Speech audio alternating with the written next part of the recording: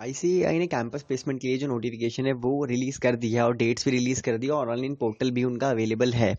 तो campus placement में जैसे अगर आप अपनी सीए क्वालिफाई कर लेते हैं, सीए क्वालिफाई करने के लिए आईसीएआई कैंपस प्लेसमेंट करवाता है और कैंपस प्लेसमेंट में जाने के लिए आपको उससे पहले कैंपस प्लेसमेंट का ऑनलाइन फॉर्म फिल करना होता है, फीस देनी होती है। तो हम देखते हैं कि ऑनलाइन फॉर्म फिल कैसे करना है, स्टेप बाय स्टेप प्रोसीजर देखेंगे और समझेंगे किस फील्ड में क्या डालना है बहुत तरीके से। और अगर आपको कैंपस प्लेसमेंट से रिलेटेड चीज़ें जाननी है कि कैंपस में कैसे होती हैं चीज़ें और कैंपस के रूल्स क्या हैं और मुझे कैंपस प्लेसमेंट में क्या क्या चीज़ों को ध्यान रखना है, तो उसके लिए मैंने एक सेपरेट वीडियो बनाई है जिसका लिंक मैं आपको आई आइकॉन और डिस्क्रिप्शन में दूंगा। वो वीडियो ज़रूर देखें दोस्तों, उसमें इतनी हेल्पफुल चीज़ें बताई गई हैं और गाइड किया गया है आपको कैंपस प्लेसमेंट में कैसे आप बेस्ट परफॉर्मेंस दे सके अपनी। तो उस वीडियो को ज़रूर रेफर करें अगर आप कैंपस प्लेसमेंट में जा रहे हैं तो आईसीएआई के सीए बनने के बाद। और इस वीडियो में हम देखते हैं रजिस्ट्रेशन प्रोसीजर दोस्तों। तो आइए शुरू करते हैं। सबसे पहले मैंने आईसीएआई के जो कैंपस प्लेसमेंट वाला पोर्टल है उसको ओपन कर लिया है और इस साइट का लिंक भी मैं आपको डिस्क्रिप्शन में दे दूंगा। और जो डेट्स हैं कि लास्ट डेट क्या है और कब इसकी ओरिएंटेशन है, कब क्या है, तो उसका जो डिस्क्रिप्शन बॉक्स में मैं आपको डिटेल दे दूंगा डेट्स की, सारी चीज़ों की, कब ओरिएंटेशन है, कौन सी कंपनी, और जो ऑफिशियल पीडीएफ का लिंक है वो भी डिस्क्रिप्शन बॉक्स में आपको मिल जाएगा। तो अभी हम शुरू करते हैं अपना। ये मेरा पोर्टल खुल गया। अगर आप पोर्टल पे देखेंगे तो यहाँ पे जो ऑप्शन है साइड में, तो सबसे पहले लेटेस्ट न्यूज़ आ रही है कि जो भी अवेलेबल लेटेस्ट जो नोटिफिकेशंस होंगी वो यहाँ पे अवेलेबल हो जाएंगी। तो यहाँ पे आपको सारी डिटेल मिल जाएंगी। ऊपर टैब आ रही है campus placement for newly qualified CA, for inter CA inter के बच्चों के लिए, और मेंबर इन इंडस्ट्री। हम जाएंगे campus placement for newly qualified CA में। जब हम यहाँ पे जाते हैं ऊपर तो वो पूछता है फॉर कंपनी या फॉर स्टूडेंट। अब हमें एज अ स्टूडेंट करना है। उस पर जाने के बाद ये आपसे लॉगिन करने के लिए कहेगा, बट क्योंकि अगर हम फर्स्ट टाइम यहाँ पे कर रहे हैं, जो कि एक फर्स्ट ही अपॉर्चुनिटी मिलती है एक बार ही बस, तो डोंट हैव तो रजिस्टर आपको करना होगा। तो जब रजिस्टर करेंगे तो ये आपसे नाम पूछेगा, एज पर आईसीएआई रिकॉर्ड अपना सारी डिटेल को डालिएगा। रोल नंबर पूछेगा। ये रोल नंबर वो है जो सीए फाइनल के एग्जाम का आपका रोल नंबर है जिसमें आपने अपनी सीए को क्लियर किया है। स्टूडेंट रजिस्ट्रेशन नंबर डालिए, ईमेल आईडी डालिए, पासवर्ड डालिए। पासवर्ड को याद रखिएगा दोस्तों क्योंकि यही आपके लॉगिन करने में आपको काम आएगा। इसको सबमिट कर दीजिए, आपका रजिस्ट्रेशन यहाँ पे हो जाएगा। रोल नंबर बड़े ध्यान से डालिएगा क्योंकि सब कुछ आपके रोल नंबर से लिंक है। रजिस्ट्रेशन करने के बाद आपको अपने रोल नंबर और पासवर्ड जो आपने खुद डाला है उससे साइन इन करना है। साइन इन करने के बाद आपके सामने आपका डैशबोर्ड आ जाएगा। डैशबोर्ड में टैब्स आ रही हैं, जैसे कि सबसे पहले तो ये इन्फॉर्मेशन दी गई है आपको, स्टेज 1 2 3 4। और जैसे कि सबसे पहले यहाँ बताया गया कि आपको पहले ऑनलाइन रजिस्ट्रेशन करना है, फिर शॉर्ट लिस्टिंग स्टार्ट होगी, फिर आप कितनी कंपनी आप शॉर्ट लिस्ट कर सकते हैं, फिर उसके बाद क्या प्रोसीजर है, कैसे जाना है ये वो। तो इसके लिए मैंने आपको कहा ना कि सेपरेट वीडियो बनाई गई है जिसमें कि आपको पूरा समझाया गया है कि कैंपस में आपको क्या करना है, कैसे आपको मैनेज करनी है चीज़ें, सो दैट आपको बहुत अच्छी बहुत बढ़िया जॉब मिल जाए। और कैंपस प्लेसमेंट बहुत अच्छी अपॉर्चुनिटी है, उस वीडियो को ज़रूर रेफर करें। ठीक है, तो ये स्टेजेस यहाँ पे दिए गए हैं जो मैं उस वीडियो में कवर कर चुका हूँ और जो रूल्स हैं वो भी मैंने उस वीडियो में कवर कर लिया है। तो ये गाइडलाइंस के बाद अगर आप देखेंगे तो दूसरा टैब है वो है प्रोफाइल के, वो ही जो मेन टैब है आपको जो फिल करना है, क्योंकि आपको ऑनलाइन कोई सीवी अपलोड नहीं करना है, कोई पीडीएफ अपलोड नहीं करनी है। आपको जो प्रेस्क्राइब्ड फॉर्मेट दिया गया है उसमें सिर्फ फिल करनी है अपनी डिटेल्स। तो आपको बड़े ही ध्यान से डिटेल फिल करनी है क्योंकि इसी डिटेल के बेस पे आपकी शॉर्टलिस्टिंग होगी। तो यहाँ पे डालना शुरू करिए दोस्तों। मेल फीमेल जेंडर चूज करिए, marital status, date of birth choose करिए एज पर आईसीएआई रिकॉर्ड। अपना एड्रेस डालना है, कॉरस्पॉन्डेंस एड्रेस डालना है सबसे पहले। ठीक है, उसके बाद डालना है परमानेंट एड्रेस। अगर ये दोनों सेम है तो यहाँ पे टिक कर दीजिए। फ़ोन नंबर डाल दीजिए, नेशनैलिटी डाल दीजिए। जब ये डल जाएगा तो सेव एंड कंटिन्यू पे आगे करना है। अगर कोई भी एरर होता है तो वो एरर शो कर देगा, अगर नहीं होता तो वो आगे चलता रहेगा। अब आपकी आती है एजुकेशनल डिटेल। सबसे पहले ये पूछ रहा है स्टेटस, आपने कोई जो ये कोर्स है, जैसे 10th की बात कर रहा है, ये रेगुलर किया है या कॉरेस्पॉन्डेंस किया है। तो अगर आपने रेगुलर किया है तो रेगुलर डालिए।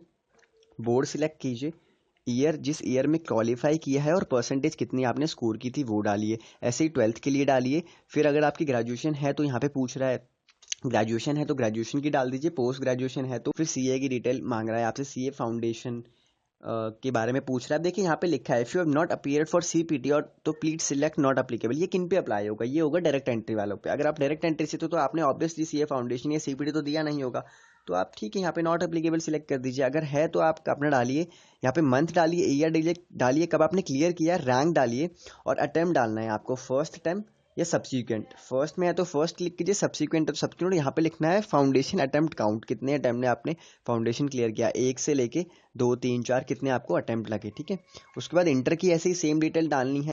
तो ऊपर जो आप मंथ एंड ईयर डालेंगे वो तब डालेंगे जब आपको पूरा इंटर क्लियर हुआ, और नीचे फिर मंथ वाइज डालेंगे और वही अटेम्प्ट की डिटेल डालेंगे कि फर्स्ट में हुआ है या सब्सिक्वेंट में हुआ है, ठीक है। ऐसे ही फिर फाइनल की डालनी है जैसे आपने इंटर की डाली है परसेंटेज डालने के बाद।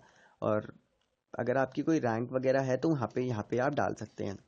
अच्छा, मैं बता दूं, अगर आपने बोथ ग्रुप एक ही अटेम्प्ट में क्लियर किए हैं तो उसको एक अटेम्प्ट कहते हैं। लेकिन अगर आपने जैसे एक अटेम्प्ट में पहला फर्स्ट ग्रुप क्लियर किया, फिर सेकंड अटेम्प्ट में सेकंड ग्रुप क्लियर किया, तो वो टोटल 2 अटेम्प्ट हो गए। आप फेल नहीं हुए इसका मतलब ये नहीं कि वो एक अटेम्प्ट हो गया। आपने टोटल कितने अटेम्प्ट ले लिए उस स्टेज को क्लियर करने के लिए, वो होते हैं अटेम्प्ट, ठीक है। और अगर आप फेल हो गए तो वो भी अटेम्प्ट में फिर काउंट हो जाएगा। तो डाल दीजिए other courses apart from this, जो हमने ऊपर फिल करी है, इसके अलावा कोई और कोर्स कुछ और किया है आपने एजुकेशनल अगर किया है तो यहाँ पे अदर कोर्स में उसको मेंशन कर दीजिए, ठीक है। सेव एंड कंटिन्यू पे क्लिक करना है। अगर आपने फर्स्ट अटेम्प्ट में भी क्लियर की है ना दोस्तों, तो आगे जो ये अटेम्प्ट काउंट पूछता है ना, यहाँ पे 1 लिख दीजिएगा, क्योंकि ये एरर शो कर रहा है ना।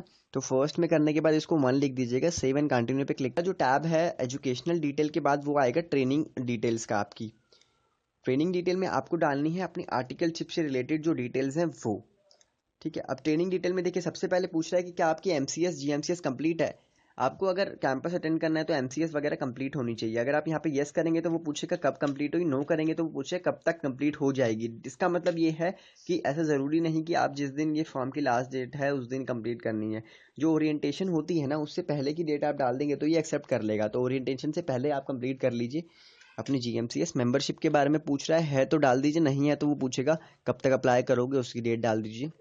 एक्सपेक्टेड डेट है तो ऐसा ज़रूरी नहीं कि आपको उस दिन तक ही अप्लाई करनी है, ठीक है। उसके बाद आर्टिकलशिप फर्म का नाम डालना है, कब से कब तक आपने आर्टिकलशिप की, कौन सी जगह ये फर्म थी, नंबर ऑफ पार्टनर्स कितने थे इसमें। अदर एरिया में भी डालना है आपको कुछ ना कुछ। और यहाँ पे नेचर ऑफ वर्क आपने क्या किया, सेकेंडमेंट अगर अप्लीकेबल है तो डाल दीजिए, नहीं है तो एनए लिख दीजिए यहाँ पे।